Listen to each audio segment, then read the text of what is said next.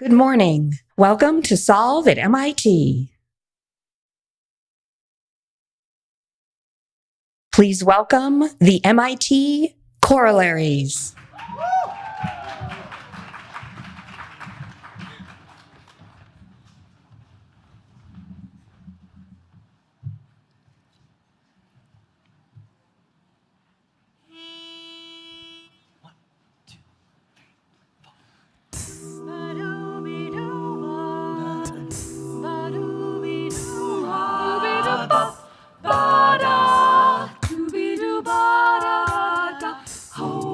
That's life.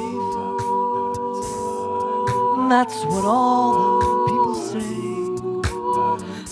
Riding high in April, shot down in May. But I know I'm gonna change that tune. When I'm back on top in June. I say that's life. Funny as it seems, some people get their kicks stomping on a dream, but I don't let it get me down. 'Cause this fine old world, it keeps spinning round. I've been a puppet, a pauper, a pirate, a poet, a pawn and a king. I've been up and down and over and out. And I know one thing. Each time I find myself flat on my face, I pick myself up and get back in the race. That's life. I can't deny it. I thought of quitting, baby, but my heart just wasn't gonna buy it. And if I didn't think it was worth one single try, I'd jump right on a big bird, and then I would fly. I've been a puppet, a pauper, a pirate, a poet, a pawn and a king. I've been up and down. And I know one thing. Each time I find myself flat on my face, I pick myself up and get back in the race. That's life, and I can't deny it. So many times I thought of cutting out, but my heart was gonna buy it. And if there's nothing shaking come this year, July,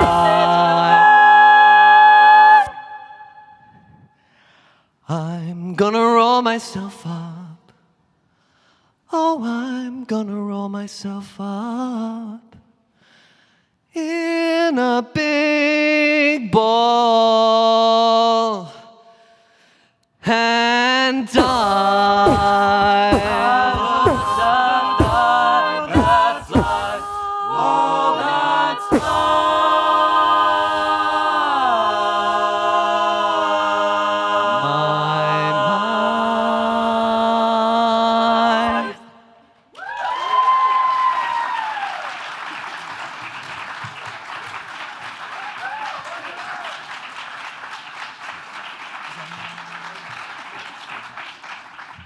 We hope you all enjoyed That's Life by our amazing soloist Henry Jackson with Raiden Wingate on vocal percussion.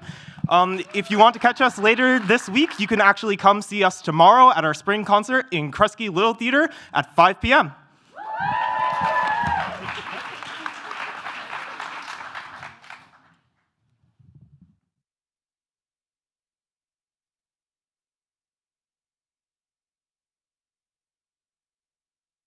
Please welcome Hala Hanna, Executive Director, MIT Solve.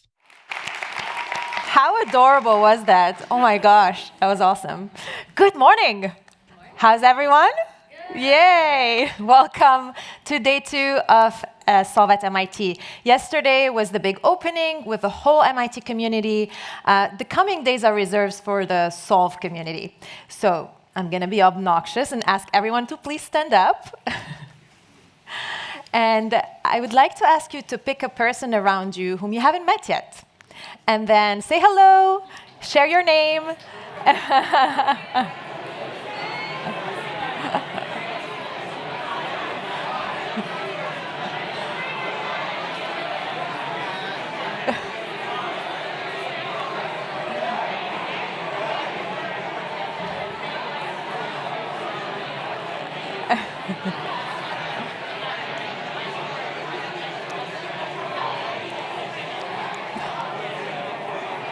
All right.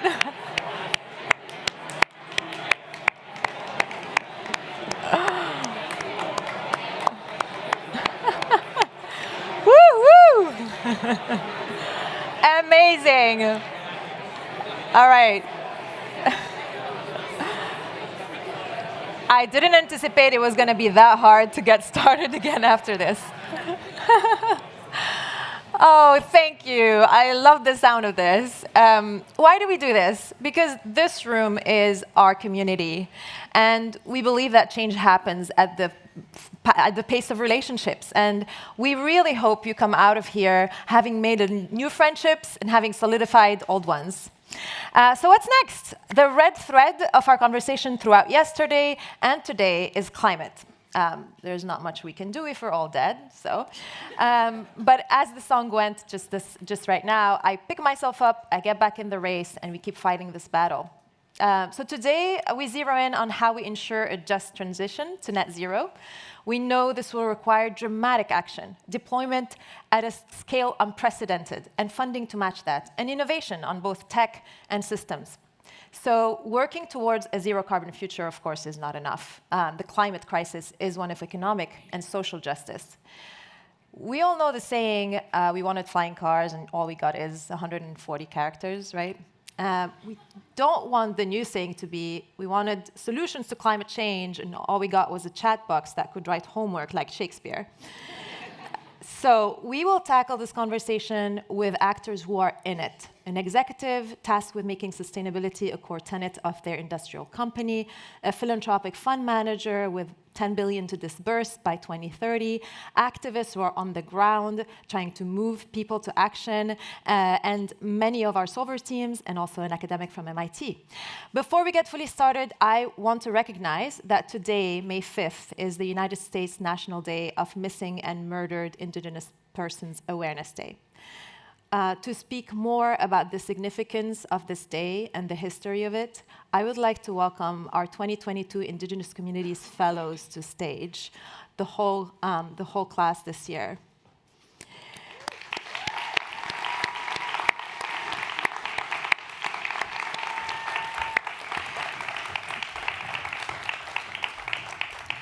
Fellow Jacqueline Ingram of Healthy Mothers, Healthy Babies, you will say a few words. Thank you.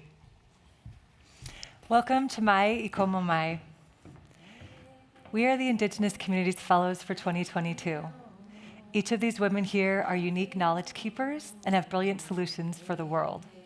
Thank you, MIT Solve, for the opportunities to bring us together and support our communities. Today we are here in strength and solidarity for something we should not have to raise awareness for: murdered and missing Indigenous women and girls. May 5th is now a national day of recognition for this, but it is something that we must address every day. Native people experience too much trauma and violence in their lifetime, often intergenerational. This is not a new issue and continues to be endemic across Turtle Island. Colonization, land acquisition, and expansion such as man camps and tourism have further continued this crisis. Youth that are victimized are often more likely to be affected again once they are grown. Overall numbers are alarming: higher rates of sexual and domestic violence, lack of repercussions for offenders, and little media coverage has meant continued suffering and silence. Numbers are not just statistics, though, but someone we love: a sister, daughter, mother, and grandmother. We cannot forget the ones we have lost. It takes a community approach to heal and honor our silent sisters. Honor extends to our two-spirit relatives and children affected as well. One person harmed is one person too many. Children are our future. Empowering someone at a vulnerable time in their life could save their life later on. Today, I urge you to take action. MIT has an Indigenous Peoples Center on campus. The National Indigenous Women's Resource Center is one website to visit. nativehope.org is another. Look up the Red Dress Project, giving voice to those that are often silenced. Uplift women and girls in your community. Take a pause to reflect and remember those gone too soon. Because No More Stolen Sisters is more than a trending slogan. We can all be agents of change from Alaska to Hawaii to where we are today, the traditional and ancestral lands of the Massachusetts, and everywhere in between. Standing together for justice connects us to culture and brings collective strength. We will listen and ignite conversations, hard as they might be. Join us and demand better. Kiana.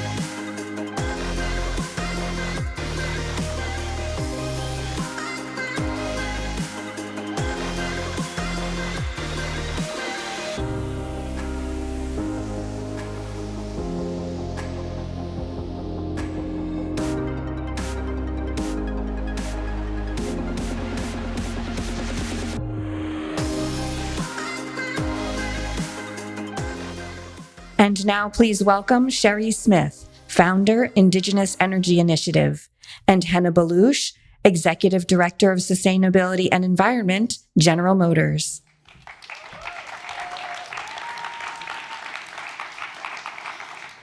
Hi, everyone. Hi, Sherry. Henna. It's so good to be here with you. I'm Sherry Smith. Gwe nin teluisi gisigawik dapat. My name is Sherry Smith. I am a descendant through both of my parents of the Mi'kmaq Nation of present-day Northern Maine and the Canadian Maritimes. I'm a proud Solver Team Lead and Indigenous Communities Fellow, and I'm honored to be sitting here with my friend and colleague, Henna Balouche from GM. She's Executive Director of Sustainability Strategy and Communications for GM.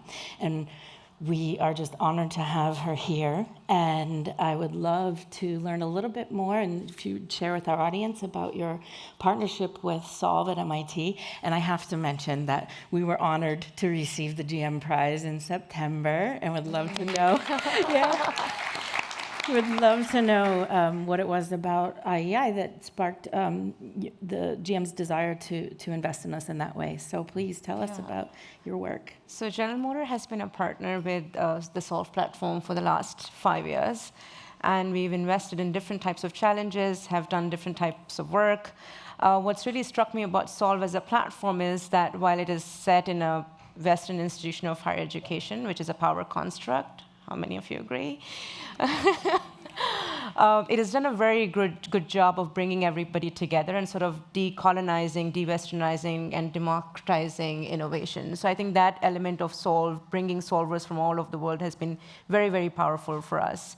What's been very brilliant about the work, and when I was looking at the pitch last year, when we were working through the challenges, has been the comprehensive approach that your organization is taking. It is not just about a one-stop solution or a quick fix. You're looking at advocacy, you're looking at financing, you're looking at workforce, you're looking at convening.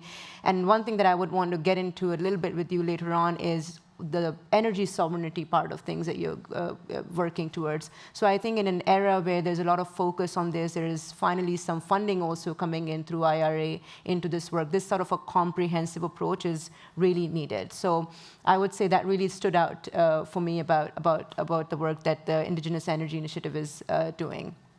I'll throw a question back at you, Shri, here. So I think the word sovereignty is very interesting for me. I always wonder what's the difference between sovereignty and independence, but we will not go into the linguistics of things.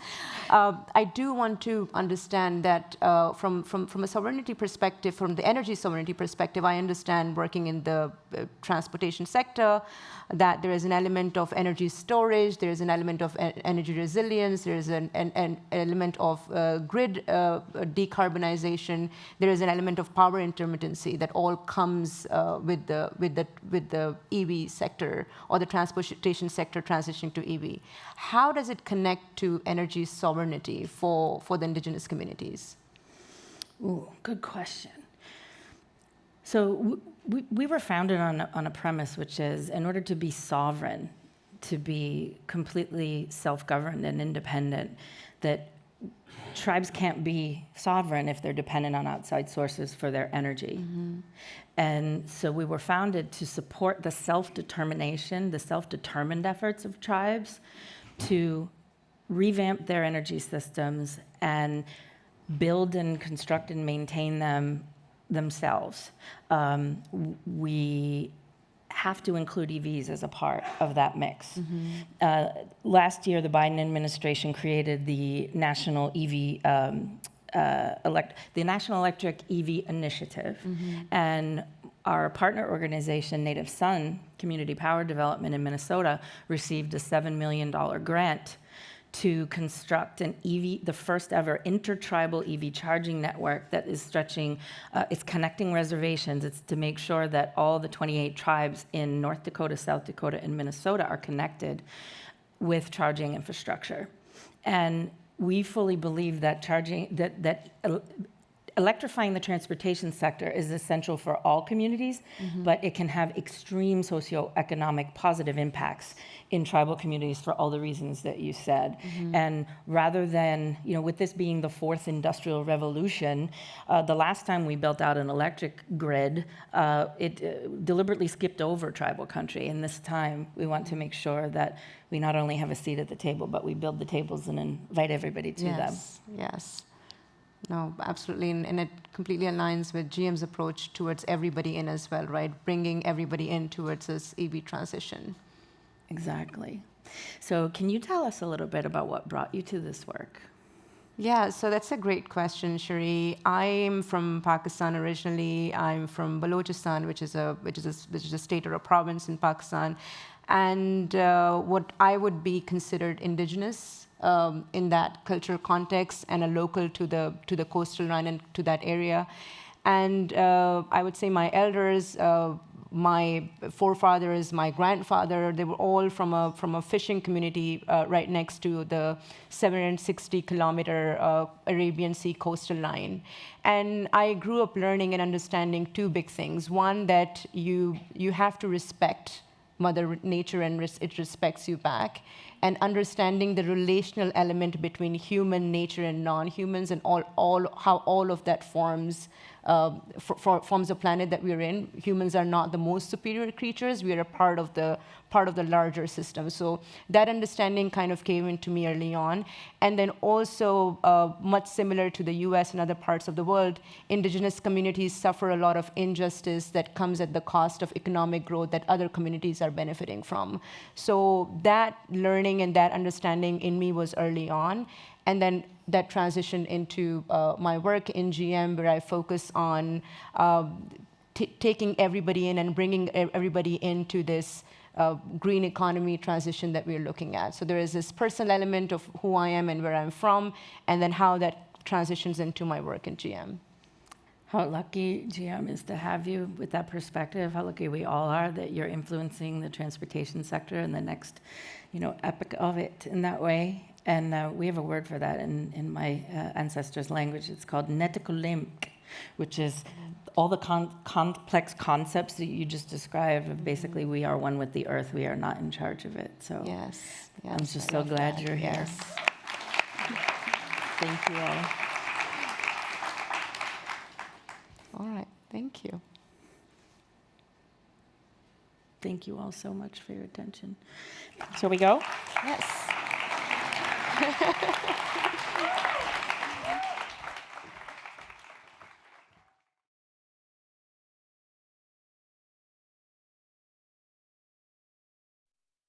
Please welcome Lynette Bell, President, Truist Foundation.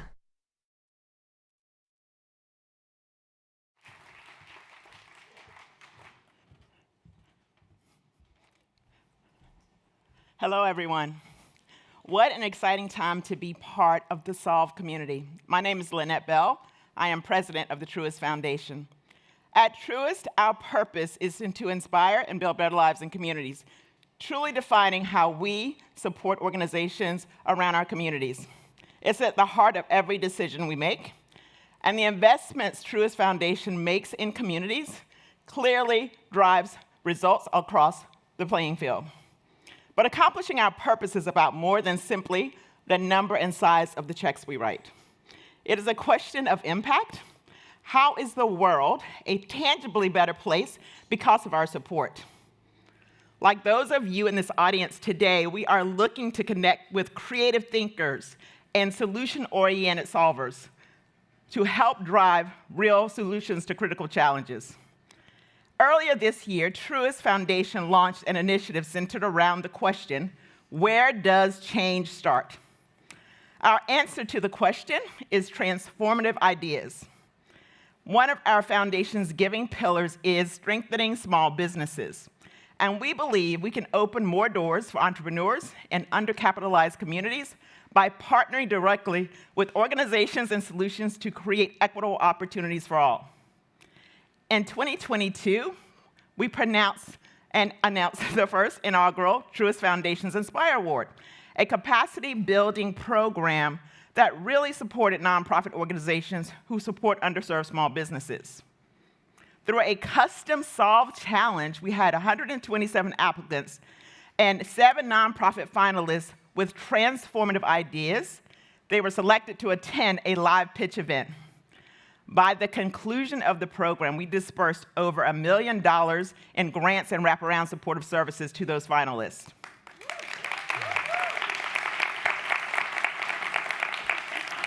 Our top 2 finalists are using their funding to employ a community wealth building initiative to help Black businesses thrive and ensure more equitable investments for entrepreneurs with disabilities. This past year positioned us to deeply invest in the small business ecosystem and revealed where can we do more to maximize our reach. So given this, I am so thrilled today to announce the second Truist Foundation Inspire Award Challenge.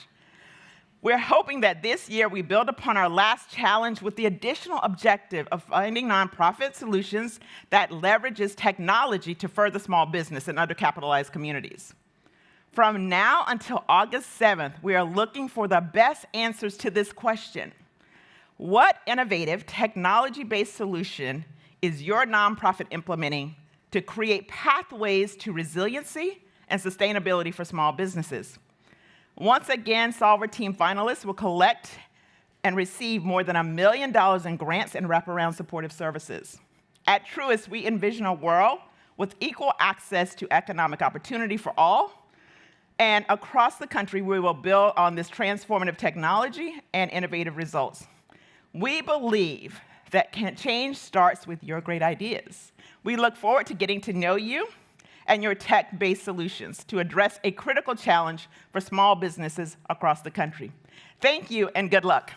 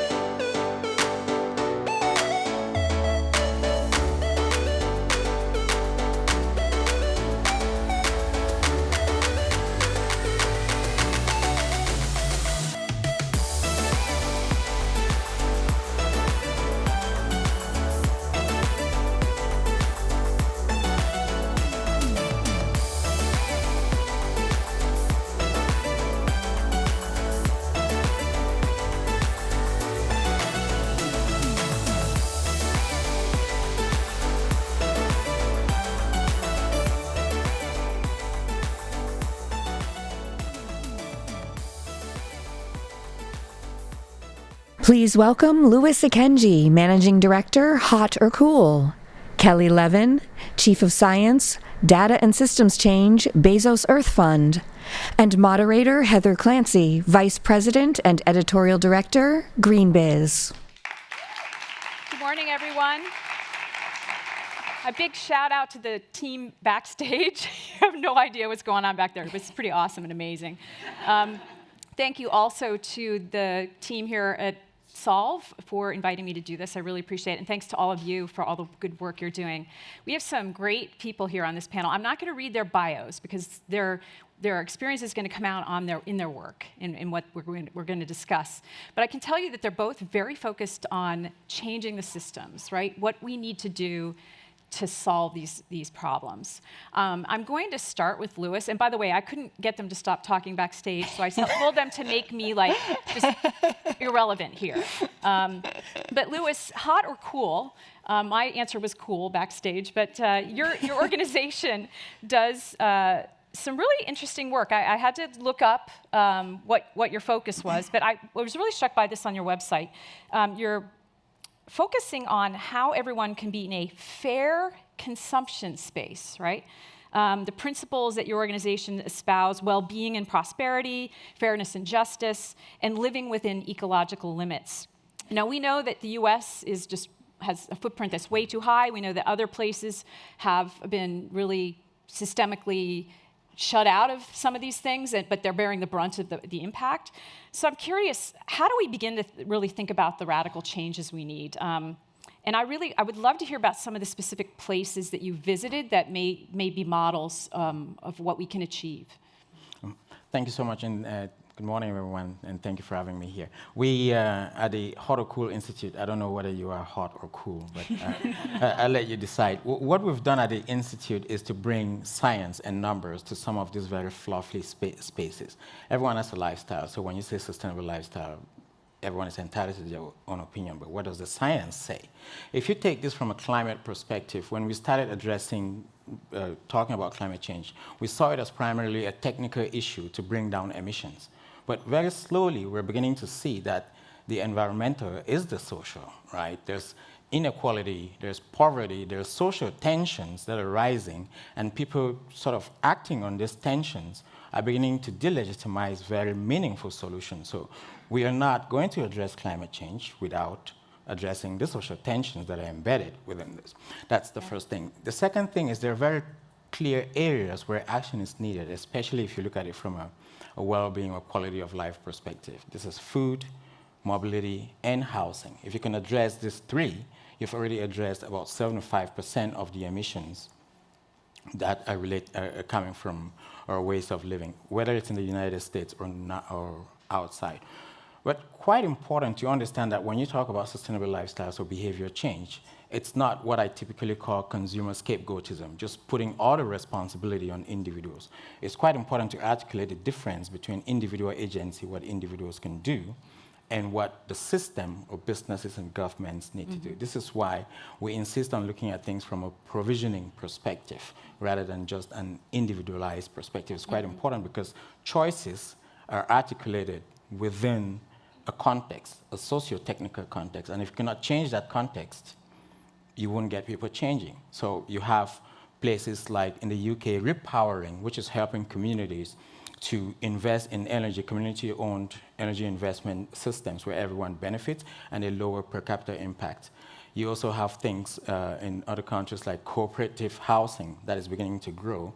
The whole idea is that everyone gets provision, but the overall impact per capita reduces. So there's lots of very good examples that don't put the burden just on the individual, that help in reducing some of the social tensions, and that bring us within ecological limits. Yeah. And Kelly, I imagine many people in the room have heard of the Bezos Earth Fund, $10 billion to apply towards climate mitigation and adaptation. I think I saw that about 1.63 has been granted already. What can you share about some of the early recipients and really how much of it has ended up in vulnerable communities, right, that really need this first or most? Yeah, no, it's a great question, and thanks to the organizers for having me here today. You know, if you think about frontline communities, not only are they often the most impacted by climate change, but often also have some of the greatest solutions and can be agents of change, because at the end of the day, you know, as Lewis was saying, these are global problems, but they translate to a local level to people. And how climate impacts people and how they play a role in solutions is going to be critical if we're going to address this.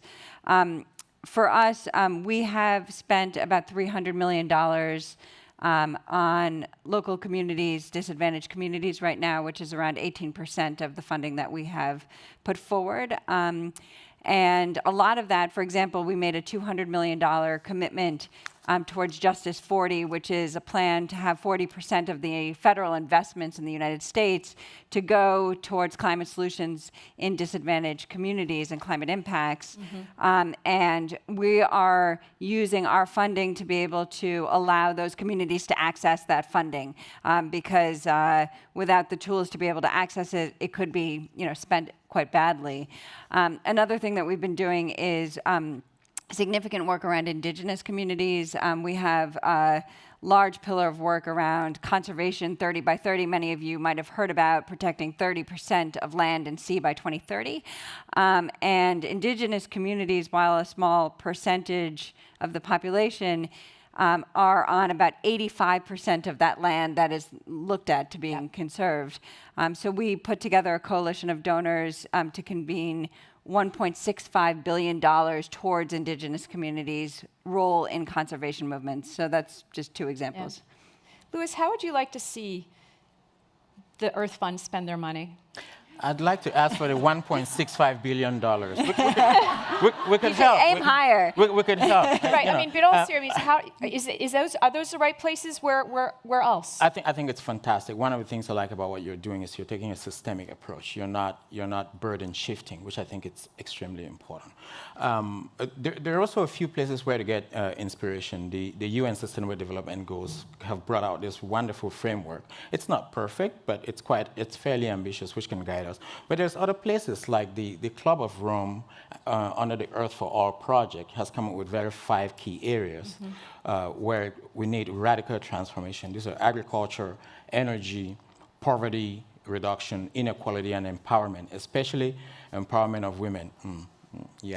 I think these are guiding questions. But what is really important now, if you take a political economy perspective of this issue, is that we invest in provisioning systems that improve quality of life and diminish dependence on on vulnerable spaces, right? But it also means that we invest in areas, not only in technical issues, but we start investing in people, in well-being programs.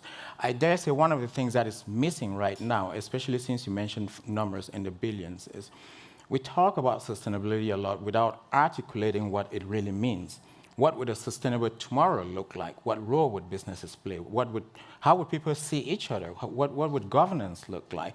Beginning to help an articulation of this vision within ecological limits would be especially useful, including when it comes to ensuring that the well-being of people is a good part of this. Otherwise, we will get an environmentally sustainable society which is psychologically broken. Mm-hmm.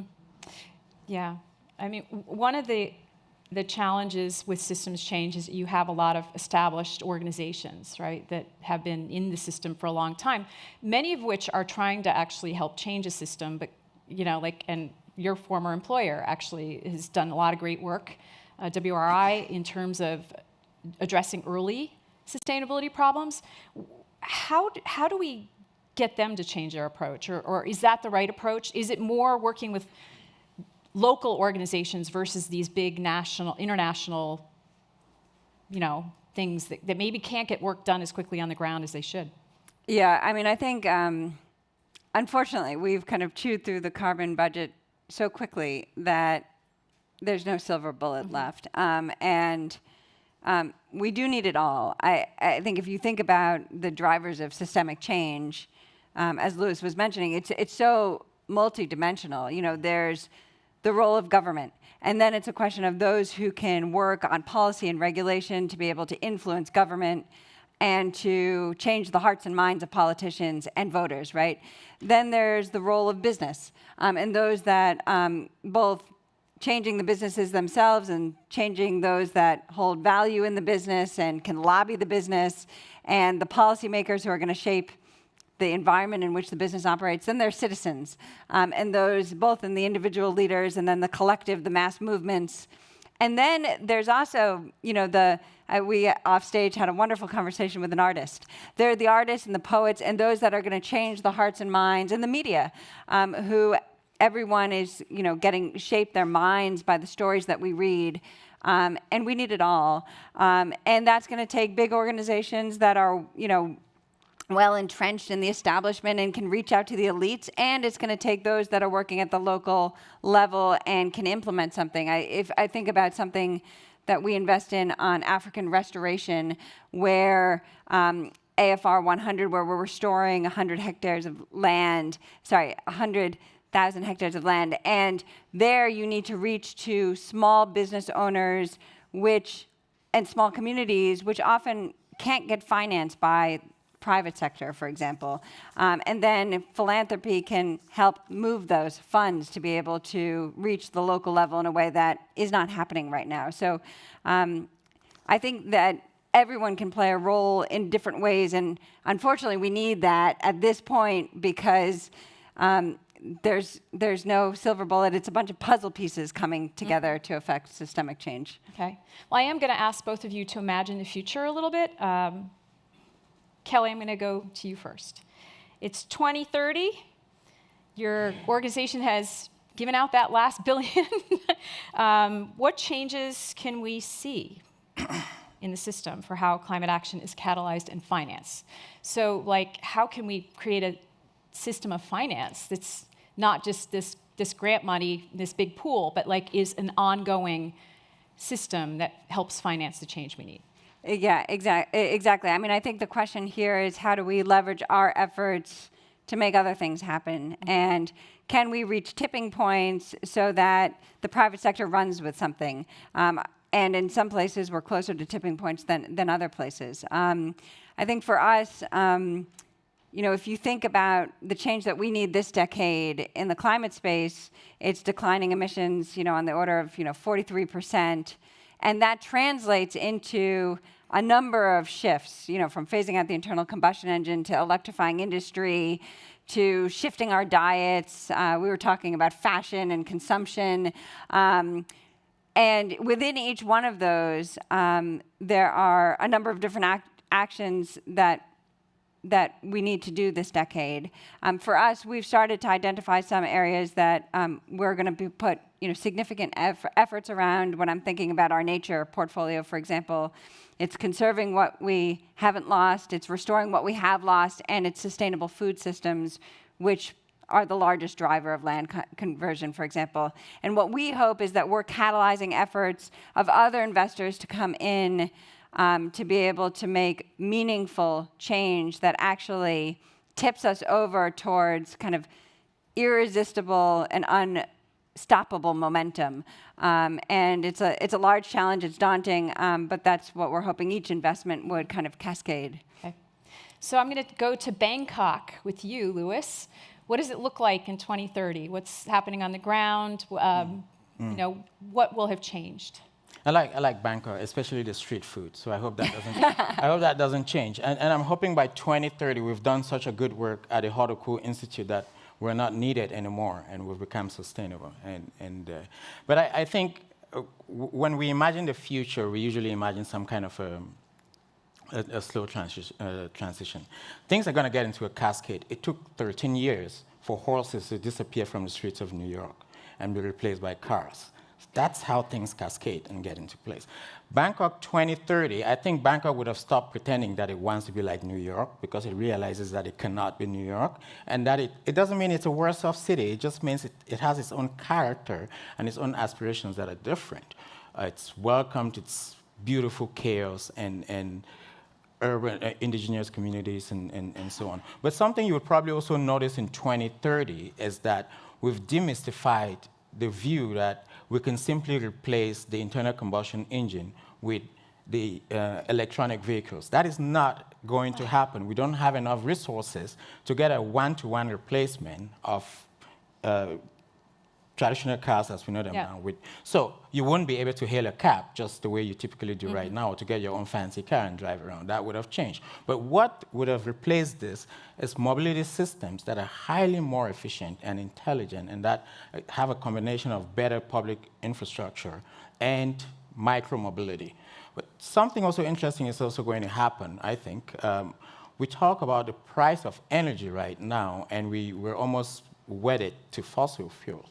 But once this architecture starts dissolving, it's going to dissolve really fast. We're seeing the prices of energy changing. So a lot of the powering you will see in Bangkok then is not going to be fossil fuel based, but a lot of electrification. So if any of you is thinking of investing after this, don't invest in fossil fuels. I would hope they aren't. Just saying. Okay. So a few rapid fire questions with the remaining time we have left. I'm going to just go back and forth. What's the most frustrating thing about your work, Kelly? I think one of the greatest challenges is that $10 billion is a huge amount of money. And for philanthropy, it's a huge amount of money. But in terms of what we need to solve the climate and nature crises, it's a drop in the bucket. And I think the biggest challenge is both recognizing with humility the tremendous opportunity we have, but also realizing that we need to be so strategic in making sure that this is spent in a way that catalyzes other finance. And it would be such a missed opportunity not to. And I think, one of the greatest challenges is how to do that, right? How do you bring others on board and make sure that that $10 billion is not just $10 billion, but is so much more. Louis. Can I repeat that? I can help you with the $10 billion. All right. I'm going to give an anecdote here. I had an interview with a well-known international media person, and the first question they asked me was, is this even possible? And I'm thinking, is this the 90s? We've moved so much in our understanding, in the science, in the possibilities, in solutions, that instead of recognizing this and capitalizing them, we have mainstream media still holding us back with a narrative that is, it seems to suggest that we need to go back into caves, or that this is not possible, or that things are not happening. I think we need the mainstream media to help us move this agenda forward and stop holding us back in the 90s where it was a question of awareness raising. That frustrates me. I will absolutely 100% agree with you on that one. Thank you for saying that. Most important lessons. Let's go there next. Kelly, most important lesson you've learned? That's a tough one. I guess I'm learning every day, which is a real luxury. I guess reflecting on the last few years, so I moved over to the Bezos Earth Fund around a year and a half ago, and we're fairly new.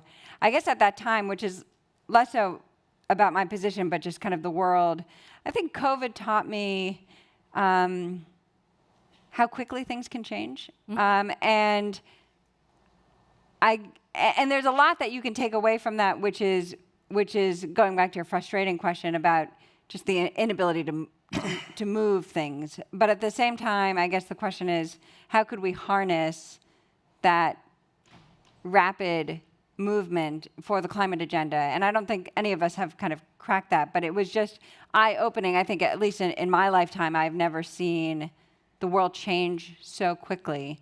And I guess if there's any silver lining, I guess it gave me a little bit of hope that we could figure this out. Okay, Louis. I like your point, hope. I'm going to hang on to that one. I used to think, we're fighting with people against a better future, that we're fighting against people. But one thing I've learned is that almost everyone involved in this is trying to negotiate for a better tomorrow. We just have different views of it and how to get there. And once I got to the understanding of that, I thought it's just a question of all together developing an architecture for it and working along. Okay, I have one more question. We have seconds left, but what makes you optimistic? I guess what makes me optimistic is that we are starting to see nonlinear change in places. I mean, if you look at EVs or renewables, the analysts keep on redrawing their forecast because they never could have predicted it. And if we could replicate that, and it didn't happen on its own, it needs to be nurtured, but we need to replicate that across every single system. I think there's a groundswell of goodwill and optimism, and we need to harness that. And I should add, I have a 6-year-old daughter. She's cute, so I want to make a better place for her. Aw, well, thank you so much to both of you for sharing some of your wisdom. Please look up their bios and their organizations. They're doing awesome work, so thank you so much. Give them a hand. Thank you. Thank you. Oh. And now please welcome artist Anika Jones.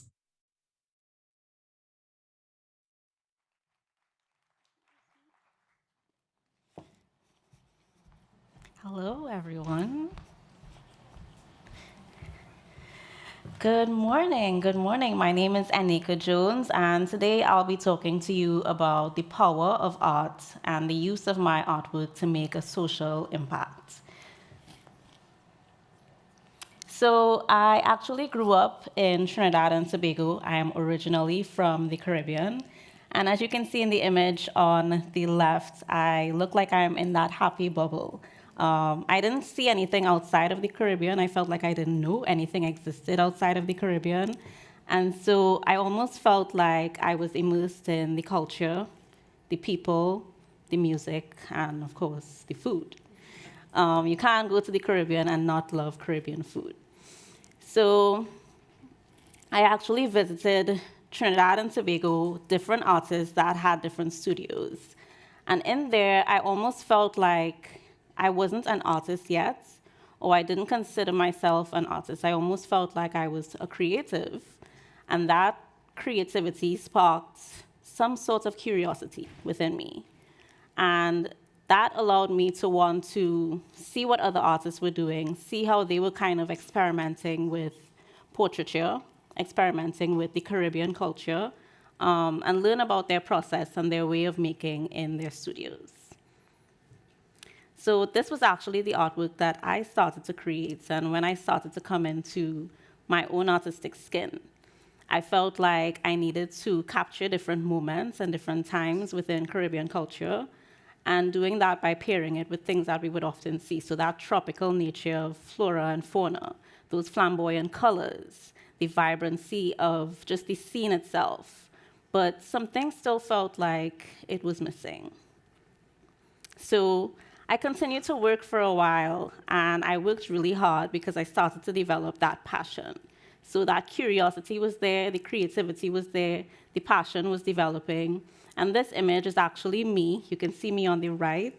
I know there looks like there's nothing on my paper, but I was actually hard at work at the University of Tampa. So I worked so hard in Trinidad that I was actually able to burst that bubble of seeing the Caribbean only. And I started to see other cultures, the United States, the UK. And that allowed me to get a scholarship from the national government in Trinidad and Tobago. And I chose to study at the University of Tampa. So I started to learn a lot more about the traditional practices as an artist, the traditional tools. We would have different workshops. And I really felt like, okay, I can call myself an artist now. So this is me in my studio as I started to get a lot more comfortable. It was my first time working in oil paint because I initially started off working with acrylics, with clay, as I showed in the previous slide. And as much as I loved that I was able to capture portraiture, I still had those fumes from solvents. And the working environment almost felt like I wasn't being sustainable as an artist. So I really started to question my material and how I was translating that within the studio just for myself. And so I actually decided to work with embroidery. This was the first time that I was actually picking up thread and sewing a portrait rather than actually painting it. So it was a huge challenge for me. But you'll see how my work kind of evolved over time to where as I got more comfortable, I felt more comfortable sharing more messages with deeper meaning through my portraiture. And so I was able to step outside of my comfort zone, bursting another bubble of being in that traditional artist format and using only traditional materials such as paints and solvents and oil paints to now a contemporary approach to using thread and fiber art and fabrics. So as much as I was adventurous, I didn't want to venture out into trying to do someone else's face, so I actually did my face first. So this is actually photos from my first ever embroidered portrait, and that was the first stitch. I'm glad that I captured that. And I just kind of started experimenting with doing different stitches and seeing how it would translate on the canvas. That challenge was I wasn't able to use paints to mix the color that I wanted, but I really enjoyed the process of forcing myself to step outside of my comfort zone and creating a color palette with just using thread. So as you can see, I got a lot more comfortable with it. And from there, I started to realize, okay, I'm not just creating artwork that's representative of a face, and it can hang on a gallery wall, and it can look pretty. There's something more powerful about each stitch that I'm creating. There's something that people are able to connect with when I do the eyes, with that stare or that gaze. And I started paying a lot more attention to the colors that I was using and how that can interact with emotions and your mind. And I also started playing a lot more with symbolism, so the use of targets. So this was part of my target series where I focused on raising awareness about victims of sexual abuse. And my work kind of continued to evolve. So you'll see this is now my second self-portrait. The difference between the techniques that I used in the beginning and now translating to this, you would probably think that those details were painted, but you can see the progress of my work over time. So one is the back of the canvas on the left and the front of the canvas. And this piece was acquired by the Tampa Museum of Art for their permanent collection. And it felt so good to see that my non-traditional use and my non-traditional approach was not only recognized in my community, among students in my class, of course, my family, who would tell me that my work looks good, even when it doesn't, but for it to be recognized by a museum and for it to be collected by a museum, I knew that there was power in this thread work that I was creating.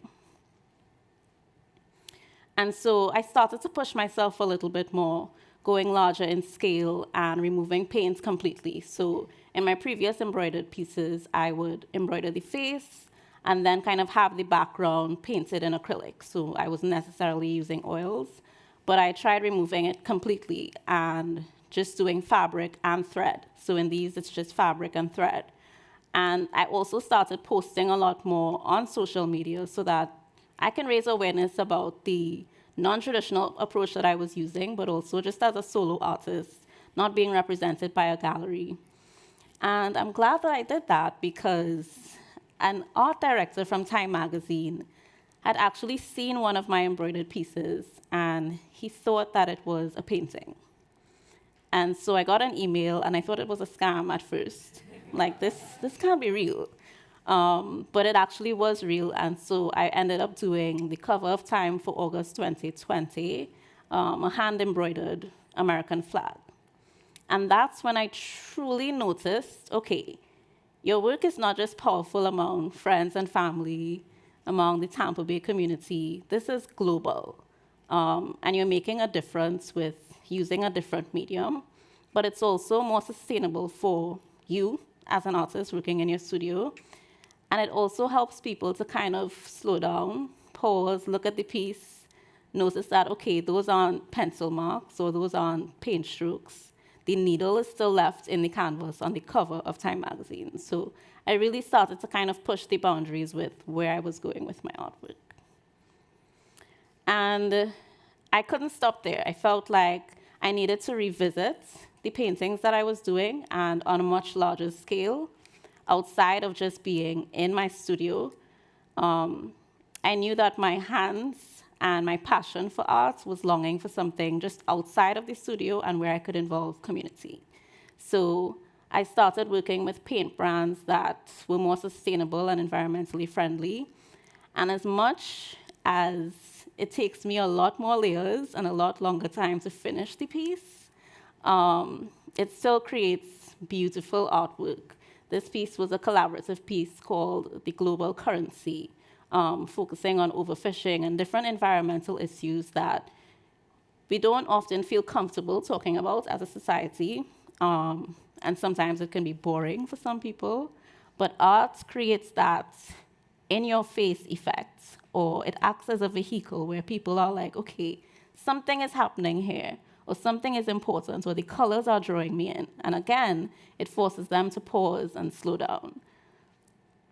This piece is actually in East Boston, so it was my first time in Boston, and I'm afraid of heights. So I actually did not include any of the images when I was on the lift, because you might see some tears. But I'm really proud of this piece because it was almost like a full circle moment where this piece is actually at a school. So little Anika, that was on the back of that car in Trinidad, and then going to school, going to high school in Trinidad and working my way up to now creating murals in Boston, but not just for the fact that it's pretty and I'm getting to paint on the side of a building, but because I know the global impact, the impacts within the community, and the legacy that I'm leaving behind for different generations, and it being at a school, it was really important and something that I'm extremely proud of. So if you ever go to East Boston, you can go check this out. It's at the Donald McKay K-8 school. And that's it, if you guys would like to follow me. Thank you.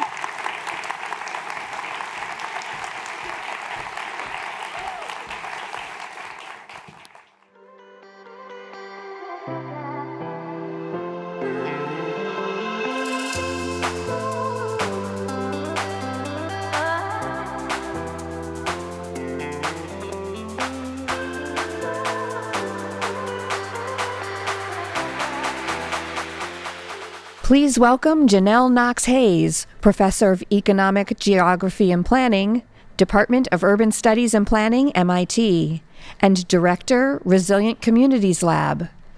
Kelsey Worth, Board Chair and Co-Founder, Mothers Out Front, and Moderator Heather Clancy, Vice President and Editorial Director, GreenBiz.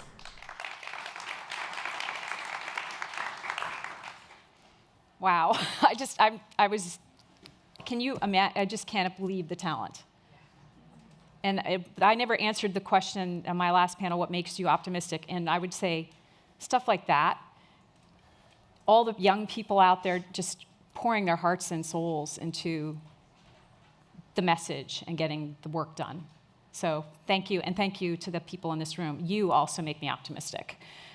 We're going to dive deeper into the issue of engagement of local communities, of engaging the people that we need to have in the society to help make these changes.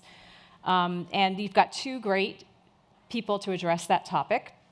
Again, pretty crazy backgrounds, so definitely look at their bios. You'll be amazed by their previous work as well. But Kelsey, I want to start with you. I'm not a mother. I've been inspired to really write about this because of the young people in my life, though. I'm just curious about how the fact that it's called Mothers Out Front, how does that really shape the actual issues that you do focus on? Because you could choose anything. You could choose many, many, many issues. Yeah. How does that drive where you prioritize your engagement with the communities that you engage? Well, it really starts with the moms themselves. So Mothers Out Front does not have a brain trust that decides what to focus on. Our work is very much grassroots driven. So it is really about connecting with moms and understanding and helping them focus on what are their concerns, what are they experiencing in their local communities, in their everyday lives, what's affecting their families and their children, and how to connect those dots to the broader climate crisis. So what does that actually look like? So we have teams of moms in California that are pushing back on an oil and gas industry effort to get rid of important setbacks, between oil and gas drilling that's happening behind schools and in neighborhoods in the Los Angeles area in particular.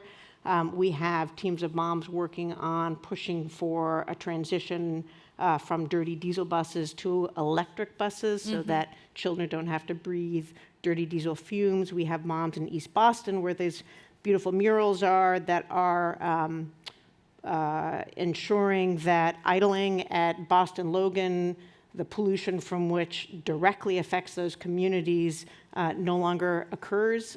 We have teams in Pueblo, Colorado, securing new air pollution monitoring in the neighborhoods so that more accurate data can serve as a basis for stronger, more protective policies. So it all begins with the moms themselves, what they're experiencing. There is an important strain of health impacts through most of our work, unsurprisingly, because that's generally how the broader climate crisis shows up in people's lives. And ultimately, if we make this about not just pushing on addressing the climate crisis, which of course is what we believe in, but also pushing for climate justice and make it about the lives of families and children, that's how we engage moms in our work. It is interesting. The health stuff doesn't show up as much as it should in the mainstream media again. Yes, that's true. How does your national organization work with the local groups, right? So you have a national priority. By the way, Bezos Earth Fund is doing a lot of work on electric school buses, so you should go talk to them if you haven't. But how's that coordinated? Well, so again, we start with the local teams. We start so it with kind of bubbles up. Organizing locally. Well, it's both bottom up and top down. Okay. So providing a grassroots structure to organize moms in is absolutely critical to the work that we do because the structure facilitates all the work that follows. So we have community-based teams, and then we have state-based teams. So the community-based teams come together and coordinate on statewide initiatives, and then we have a national sort of organization that supports the organizing staff, that provide the training and the coaching and other support to our teams on the ground, and look for opportunities to ensure that there is cross-team learning happening all the time. So we have electric school bus campaigns happening in Southern California, we have them happening in upstate New York, and we have them happening outside of Washington, D.C. and Northern Virginia. How do we make sure that they're all learning from each other and coordinating where there are opportunities to do that? Now, Janelle, you know that communities are all different around the world, in different states. So I'm curious, how, you do a lot of research. How do you figure out where you're going to focus in a particular community? Because there's so many different inequities that we're trying to deal with and solve for. How does the system change lens shape, where you go locally? That's a terrific question. I think this idea of using case studies and then generalizing and networking across different community groups is so critical because there's a need everywhere, and I think this is something universities like MIT are increasingly realizing, that the power and impact of our work isn't just in the laboratory or in the classroom. There, especially in the climate challenge, real and meaningful ways that we need to be. We have an obligation to be out engaging communities. But it is challenging, as you kind of rightfully pointed out. Every community is different. Every context is different. And I think especially when we're going out and meeting frontline and Indigenous communities, it's so important to be cognizant of, careful of, considerate of the place-specific context in which those communities are living and what that means to them. Just to help us out here, because I'm sure a lot of the people in this room probably need to do more of that sort of engagement themselves. What's the best way to approach a community to start that conversation? Yeah, I think, and I've actually, so I direct the Resilient Communities Lab, which is working with a number of different communities on climate adaptation challenges and on energy transition challenges. And I've had it actually both ways, where I've gone out and approached communities, and then I've had communities come to us asking for help. And I think in both circumstances, it's just critical to be really transparent about where you're coming from, what you're doing, and then not to come in necessarily with a set agenda, but to be really open to begin with, to understanding and listening and hearing what's going on, what are the needs, and then, from a research standpoint, transitioning your research so that it begins from the standpoint of what communities need rather than what you necessarily might want to bring to the project. And actually, sort of building on that comment there, of what you don't want to bring in, what are the common mistakes that organizations make? I don't want to ask you to call anyone out, but I have a kind of a specific example that I think this is something we're seeing increasingly with the energy transition. That, for example, the U.S. Solution involves a tremendous amount of offshore wind, 30 gigawatts in New England alone by 2030. And the challenge of offshore wind, it's not really the technical complexity of how do you build or where are these systems sited. Where it becomes really challenging is when the developers then, they've sited, they've built a system, try to look at where's the point of interconnection. How are you going to bring this energy back into the grid? Where are the transmission lines? And more often than not, they end up looking at frontline communities, Indigenous communities, because that's where land value is lower. And so there's just sort of this assumption there's going to be less resistance, or it's going to be easier to make that work. And I think, having seen a few of these projects, one of the mistakes is I've seen, for example, different agencies approaching communities and coming in with this big energy vision and how it's going to help the community and help state or federal targets, but it's the first time they've ever approached the community, right? And that's really telling. You don't want your first approach to a community to be, I need something desperately from you. How can we do this together? And so I think in terms of climate change and the work that we're doing, I think it really requires a much more careful consideration about the relationships that we have and what's going to be required to bring together an energy transition, for example. Yeah, I'd love to ask you, Kelsey, what mistakes you've made in this sort of engagement, and how you've changed policies or procedures that maybe your organization. I mean, actually, how long is Mothers? We're about 10 years old now. Yeah. I described the mistakes we've made. I mean, what have you learned? Lessons learned. Yeah, lessons learned. I mean, I think, so when we started Mothers Out Front, there was a vision for bringing together and organizing, engaging and activating moms from all backgrounds. So if you put, 30 moms in a room together, from all different backgrounds, there's always one thing they will find in common to talk about, and that is their children, their hopes and dreams for their children and their future. So we thought, okay, so this is, because we're moms, we have a real opportunity to organize across difference. So it's kind of like, if we build it, they will come kind of, conception. The vision was there. The intentionality with which one has to go about doing that was not there. So it is not so easy to organize across difference. And sadly, in our increasingly polarized world, that maybe is more difficult in many ways than ever before. However, and so to answer your question, we did not bring the necessary level of intentionality that we should have, and so we've been going through the process in order to build a truly multiracial, cross-class, multi-generational movement where moms from all backgrounds feel they belong, we are rethinking everything about our work. So how we do our work, where we do our work, how we talk about the work that we do, and ensuring that justice is at the center of all that we do. But the original intent and the original vision, I think, is grounded in serious opportunity, which is this notion of having bridging relationships with other people who may come from different backgrounds, may look different from you, may have different lived experience, but when you sit down through a process of developing a relationship and listening and understanding,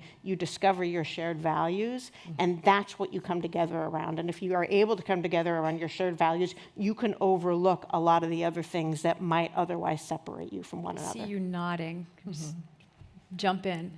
Yeah, no, absolutely. I think that issue of wanting to build trust and reciprocity is so critical, and it's one of the things that's so difficult with climate work is there's this sense of urgency that it has to be done rapidly, and if we don't, we're already 2 decades too late. So how do we rapidly catch up? But to do really engaged environmental justice work and to do it well, we have to slow down. That's right. And realize that before we even begin, we need a long period of time to plan, but before we even begin that, we have to rebuild relationships. We have to build trust and reciprocity. And so I think that's really, I don't know, maybe taking a moment and realizing we're going to be slower at the outset in the climate planning, but ultimately it will lead to better and longer lasting solutions in the long term. Much of the, and you mentioned a couple of types of engagement that your organization's done, and in don't do this, let's not do this, let's take, how much work should we be doing on we need these things, like this infrastructure advocating. So like I see a dialogue in the press right now, there's a lot of NIMBYism going on. No, yes, we need to do this. Oh, but you can't put that here. Right. You know, so we're starting to hit that sort of tipping point, if you will. Right. How do we get this activism and engagement to really focus on these are the investments we should make, not just don't do this here? And this is for both of you. Either one of you first. Don't be polite. Jump in. Well, I'm happy to jump in for just a minute. I mean, we know we need a huge build out of energy infrastructure to support the transition away from dirty fossil fuels to clean energy, right? The question is, how are we going to achieve it? I mean, I guess I would say a few things about that. One is we cannot use the need and the knowledge that we need that build out to justify having that build out take place in the same frontline communities that have been overburdened already with our dirty fossil fuel infrastructure. We cannot build this transition on their backs. That is just totally unjust and unacceptable. We do need to build it, however, right? So how do we create those opportunities to actually have people say, yes, that is about organizing and movement building and relationship building on the ground.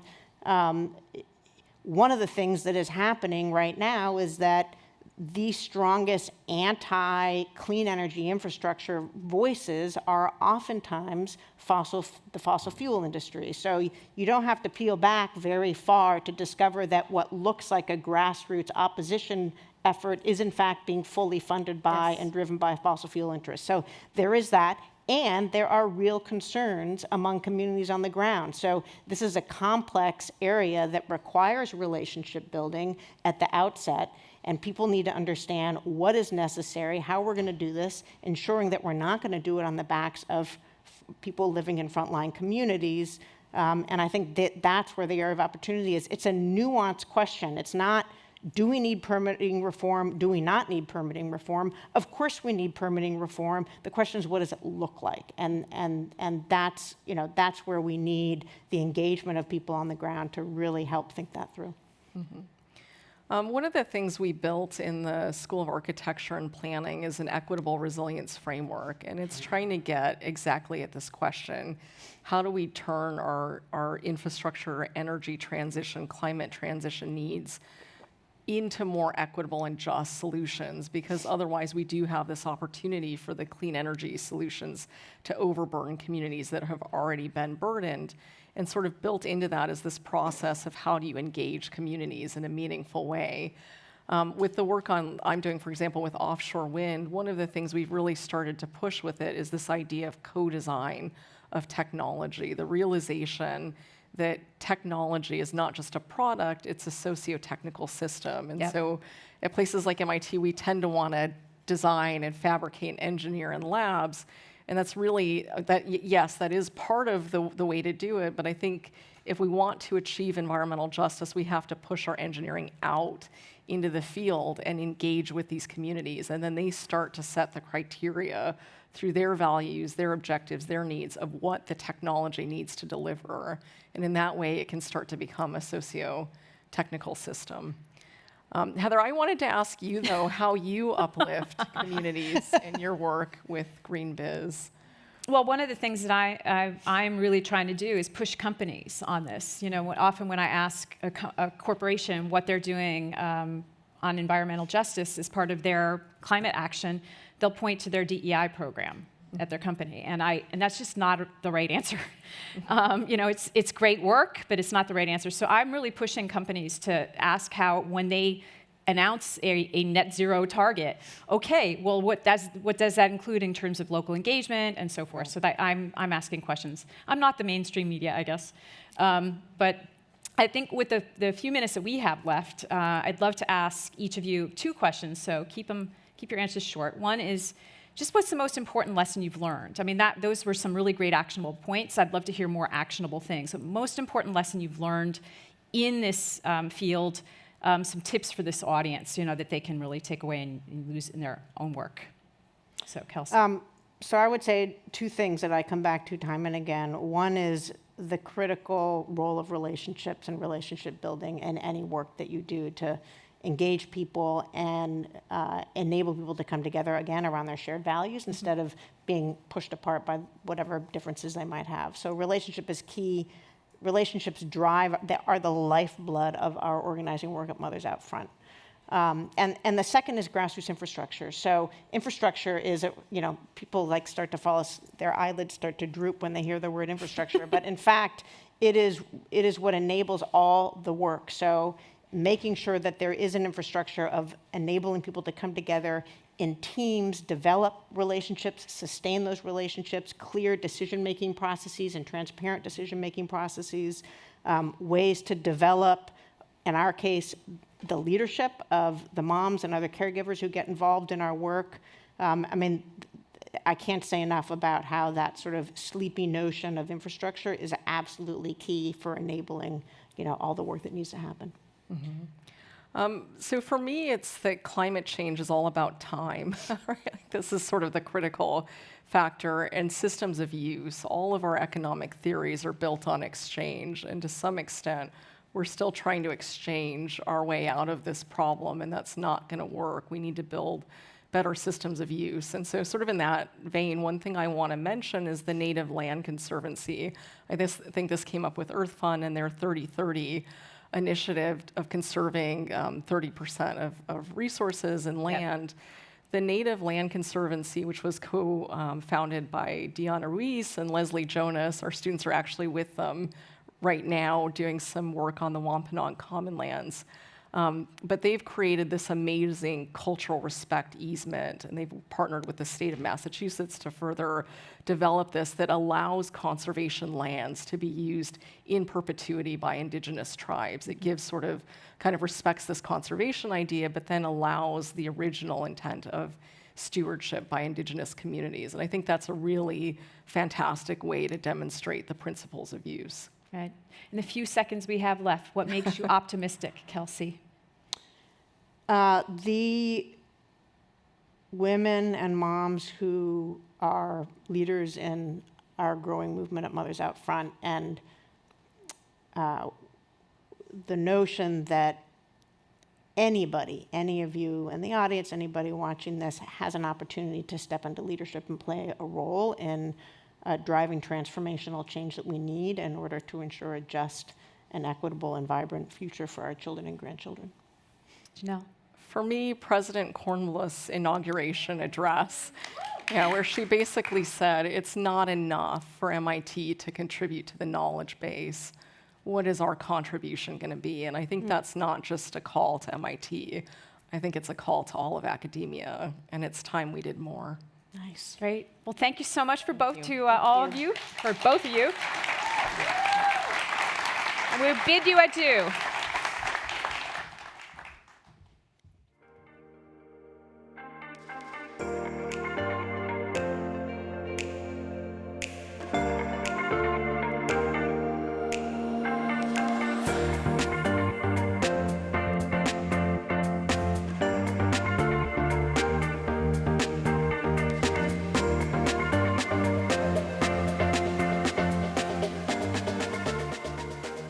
Please welcome Solver Matamu Kalilo, CEO, Mycotile. Solver Emily Young, co-founder and CEO, Moving Health. And moderator Alexander Dale, Director, Global Challenges, MIT Solve.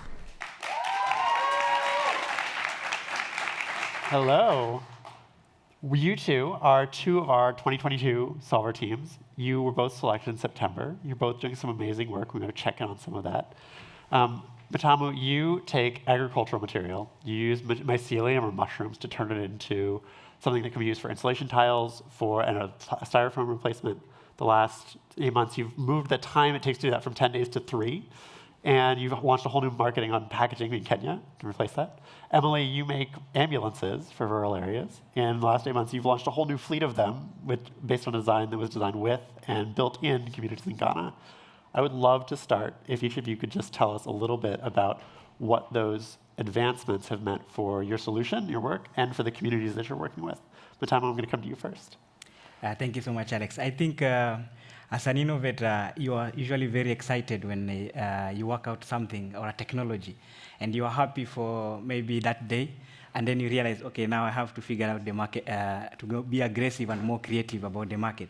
Because for the longest time, when we were doing 10 days, we were handling a very small scale market, very small scale installation.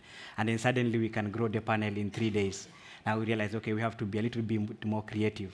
So initially we were addressing marketing for maybe retrofitting informal settlements, but then you realize, okay, there is a commercial side. Everybody is doing drywall partitions, and you can do a lot of insulation with that. And then I think that is what also led to what you have alluded to, now looking at other markets outside the building industry, which now becomes packaging, because our product is quite similar to polystyrene, which is the packaging is. Emily? Yeah, so we've been working on a more affordable ambulance for the past 7 years.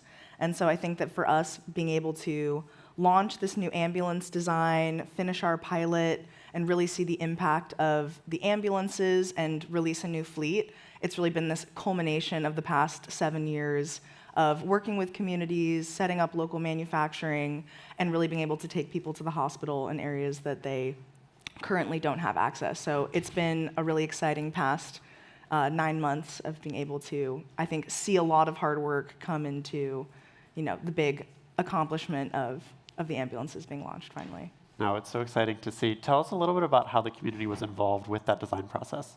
Yeah, definitely. So my background is in human-centered design and product development, and I think that for me, the interesting part about this has always been how can we create a platform where as many people can be involved in the design process of these ambulances as possible. And so we're trying to create a solution to fill the gap in areas that don't have emergency transportation coverage.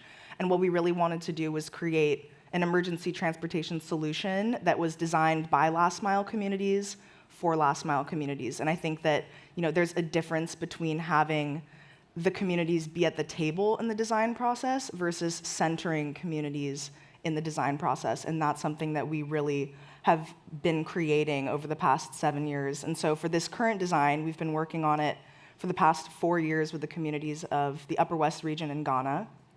And what that's looked like is thousands of interviews with community leaders, chiefs, traditional birth attendants, clinicians. We do focus groups. They're involved in the prototyping process. We did a 2-year-long pilot and collected feedback. And so I think what's been really amazing is having launched our new ambulance a couple of months ago, all of the communities that participated in this design process can really claim a lot of ownership over the vehicle that we've put out there. Fantastic. Matamu, coming to the same idea of communities, you make these tiles. You talked about informal settlements. You've talked about different retrofits. You talked about packaging. Tell us a little about how these products make housing more accessible for people in Kenya, and are there climate adaptation benefits alongside of some of those pieces? Yeah, I think maybe just for context purposes, Kenya has about 80% housing deficit, with only 50,000 housing units supplied over a demand of about 250. So it's a good market for us. It's a problem we understand, but it's a good from an entrepreneur point of view. It's a good problem. So in informal settlements, most of the people don't own the land, and most of the structures done are quite temporary, for lack of a better word. So how we look at our product is we could actually retrofit existing spaces and make them more dignified, if you can say that. But also from a developer point, we are for profit. From a developer point of view, we are looking at a lot of informal settlement. They are landlords. You can call them landlords. We are telling them if you retrofit your space, you're probably going to fetch much better income, because this space can be used when it's very hot and also when it's very cold. Because most of the time, during the day, in the middle of the day, people will have to stay outside because it's thin-walled structures that get quite hot. But that is the front side of the product, where now we build the product and work with the communities. But there's a whole back end where we work with young guys and young guys in rural areas who package the waste for us, which is quite interesting, because the waste that we collect from factories like a sugar manufacturing factory, we are also solving a problem for them. In essence, they should be paying us to collect that waste because they have mountains that they don't know what to do with. But of course, because of administrative stuff, we have to pay maybe $2 per ton, which is quite good. But yes, we work with communities on both ends of that side. But aside from that, of course, it's a manufacturing startup. There is a lot of employment that happens along that process. Now, both of you are employing all these communities in the process of doing this, which is really great. Thinking about some of those mountains of agricultural materials, yes. How big can this go? The question always with climate is about scale. Yes, yes. How much housing can you provision with the agricultural waste in Kenya or beyond? I think, again, for context, so we use oyster mushroom, and it feeds on most agriculture waste, so corn cobs, coffee husks, rice husks, sugar bagasse. So at the moment, we are working with only one factory that is producing that mountain. And in the western part of Kenya, there are several factories doing those tons per day. But there are people are eating, there's food. Yeah. If you eat corn, there will always be waste. This is a continuous, they're producing the waste every day. And there are a lot of other areas. We can set multiple small-scale factories in different locations depending on the waste that is at that location. So we are not worried that we will exhaust the waste. We're not worried about that. And the mushroom, we culture it in the lab. So also we are not worried about that. If you fill this room with waste and put mushroom mycelium at that door, it will colonize the whole room. We'll have to think about that as an experiment for the Media Lab.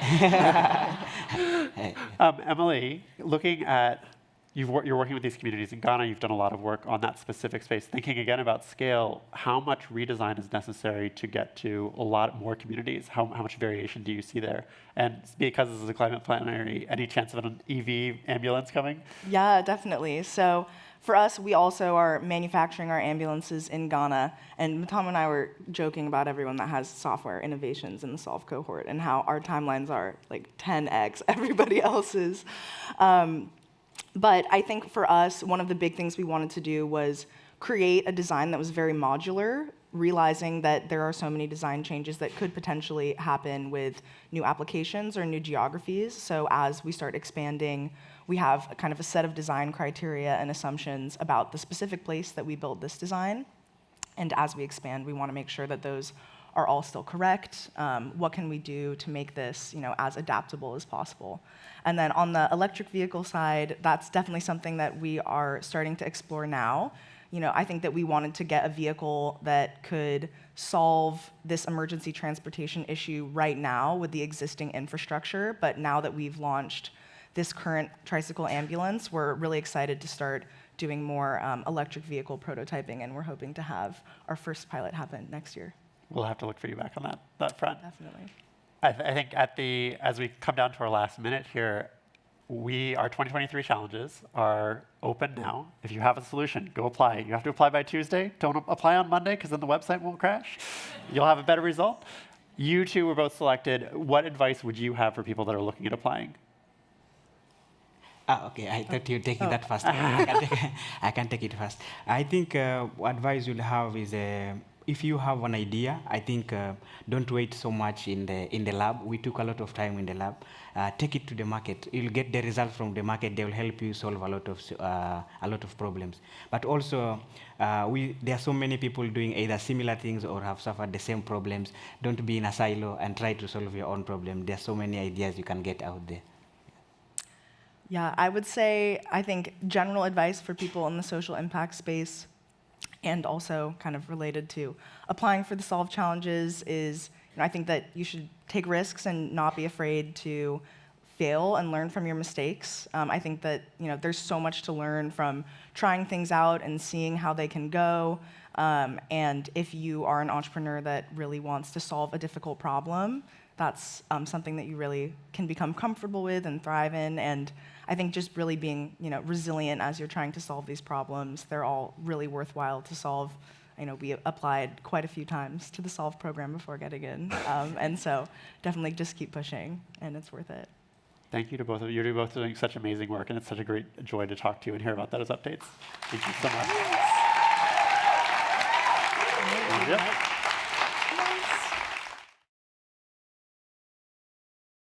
And now, please welcome Sarah Montabaro, Director, Strategic and Partner Programs, MIT Solve, and Casey Vanderstricht, Principal, Solve Innovation Future, MIT Solve.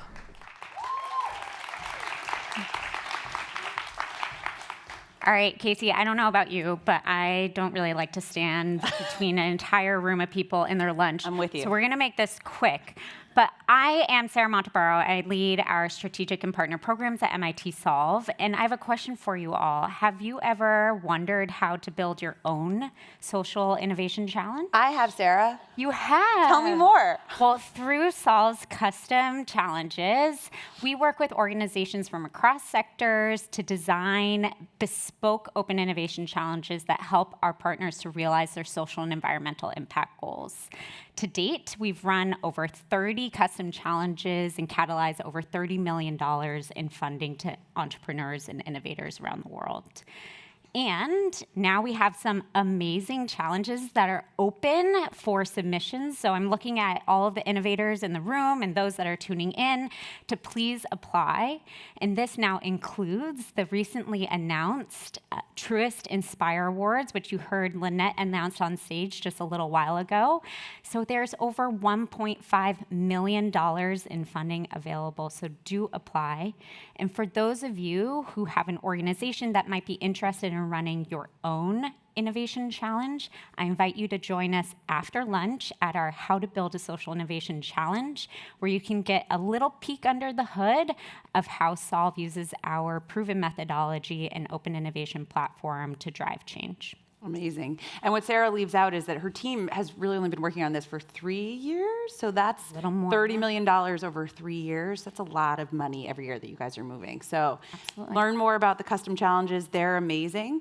I'm happy to tell you a little bit more about Solve Innovation Future. When we launched Solve Innovation Future, the venture vehicle associated with Solve, we had an explicit purpose to find a structure that would drive innovative, entrepreneur-friendly capital to our solver teams.